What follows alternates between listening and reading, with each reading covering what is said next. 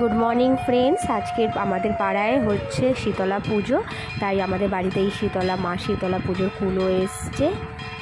কুলো দিয়ে এবারে আমার শাশুড়ি মা কুলোকে বরণ করে পুজো করবে, সেটাই আজকে আমি তোমাদের সাথে শেয়ার করলাম।